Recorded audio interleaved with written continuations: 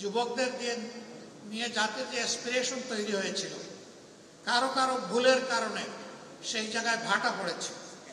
এই ক্যাম্পাসগুলো নতুন নেতৃত্বের হাতে এমনভাবে গড়ে উঠবে, পরিচালিত হবে।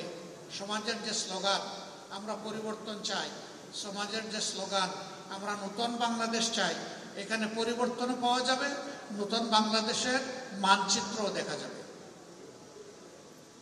কাজে এই ছাত্র প্রতিনিধি বন্ধু এবং বোনেরা, এটা মনে করার কোনো কারণ নেই যে শুধু ক্যাম্পাসের মধ্যে এই দায়িত্ব সীমাবদ্ধ।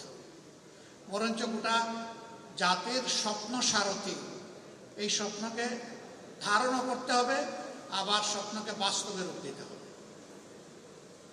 আমাকে লোকেরা আরো জিজ্ঞেস করে আগামীর বাংলাদেশটা কেমন হবে। আমি বলি যে কয়েকটা দিন অপেক্ষা করেন, যেমন হবে ঢাকা বিশ্ববিদ্যালয়, যেমন হবে চট্টগ্রাম বিশ্ববিদ্যালয়, যেমন হবে রাজশাহী বিশ্ববিদ্যালয়, যেমন হবে জাহাঙ্গীরনগর বিশ্ববিদ্যালয়, তেমনই হবে আগামীর বাংলাদেশ ইনশাআল্লাহ। তাহলে বুঝতেই পারছেন আপনাদের উপরে দায়িত্ব কত ভারী। কিন্তু আমি বিশ্বাস করি এই ভারী দায়িত্বের পাহাড় নয়, পর্বত আপনারা ডিঙ্গাতে পারবেন ইনশাআল্লাহ। আমি সবসময় তারুণ্যের বিকাশের পথে, আমি তারুণ্য নির্ভর একটা বাংলাদেশ দেখতে চাই, এবং আমি নই, আমরা সবাই দেখতে চাই, 18 কোটি মানুষ দেখতে চাই। এই তরুণরা আগামীর বাংলাদেশ কিভাবে গড়বে তার রিহার্সাল হচ্ছে এখনকার ছাত্র সংসদের মাধ্যমে। আমি বাড়তি 3টা জিনিস আশা করব, ভেরি স্পেসিফিক্যালি। নাম্বার 1, প্রত্যেকটা বিশ্ববিদ্যালয়কে সেন্টার অফ একাডেমিক এক্সিলেন্স হিসেবে গড়ে তোলার জন্য ফার্স্ট প্রায়োরিটি হওয়া উচিত এই ছাত্র সংসদগুলো। এর সাথে অবভিয়াসলি শুধু বই খাতা মেলে পড়বো আর ক্লাসের একটা লেকচার আমি শুনবো দেখবো, বিষয়টা তা না। বিশ্ববিদ্যালয়গুলো তো মূলত হচ্ছে গবেষণার কেন্দ্র। আফসোস এখন গবেষণা উবে গেছে, যার কারণে হাজার বিশ্ববিদ্যালয়ের তালিকায় আমরা নেই। আমরা চাই এই দুয়ারটা খুলে দেওয়ার পথে প্রত্যেকটি ছাত্র সংসদ অগ্রণী ভূমিকা পালন করবে। এটি হোক তাদের 1 নম্বর প্রায়োরিটি। এর সাথে শিক্ষার পরিবেশ নিশ্চিত করার জন্য যা দরকার ক্যাম্পাসে যতটুকু ম্যাক্সিমাম সামর্থ্য কুলায় সেই এফোর্টটাকে ম্যাক্সিমাইজ করা।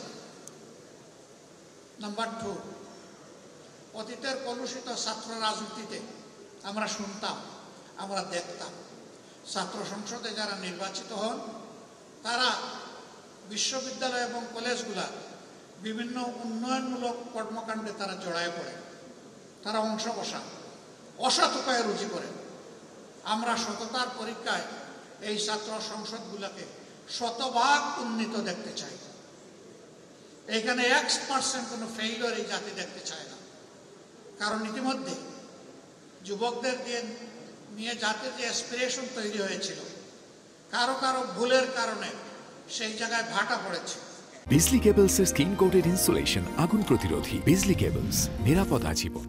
আমি চাই সেই ভাটার জোয়ার এই ছাত্র সংসদগুলোর মাধ্যমে ফিরে আসুক। তারা যেন প্রমাণ করে না কয়েকজন মানুষের ব্যর্থতা মানে গোটা ছাত্র সমাজের ব্যর্থতা নয়, এটা আমরা মেনে নেব না। আমরা প্রমাণ করব ছাত্ররা সবসময় ন্যায় সত্যের পক্ষে, কল্যাণের পক্ষে, এবং ছাত্ররা সবসময় বৈষম্যহীনতার পক্ষে। আমার 3 নম্বর প্রত্যাশা, একজন নাগরিক হিসাবে ভবিষ্যতের বৃহৎ নেতৃত্বের জন্য নিজেকে তৈরি করো। তোমাদের হাতে নেতৃত্ব তুলে দিয়ে আমরা পিছন থেকে তোমাদেরকে শক্তি যোগাতে চাই। দেশের ককপিটে তোমাদেরকে বসাতে চাই। তোমরা ককপিটে বসে দেশ পরিচালনা করবা, পিছন থেকে আমরা তোমাদের জন্য দোয়া করব, শক্তি যোগাবো। ভুল করলে কানে কানে তোমাদেরকে বলে সংশোধন করব, কথা না শুনলে হাতে ধরে ঝাঁকি দেব।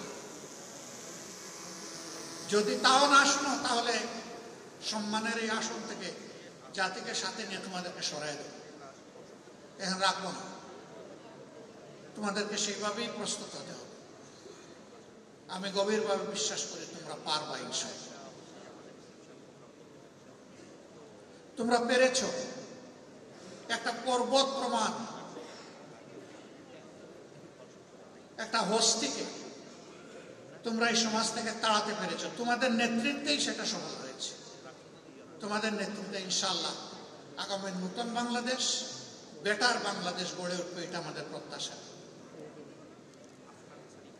আরো কিছু স্পেসিফিক কথা আছে, সুযোগ পেলে এই বৃহৎ পরিবেশে নয়, আরো কনসেন্ট্রেটেড এনভায়রনমেন্টে তোমাদেরকে বলার চেষ্টা করবো ইনশাআল্লাহ।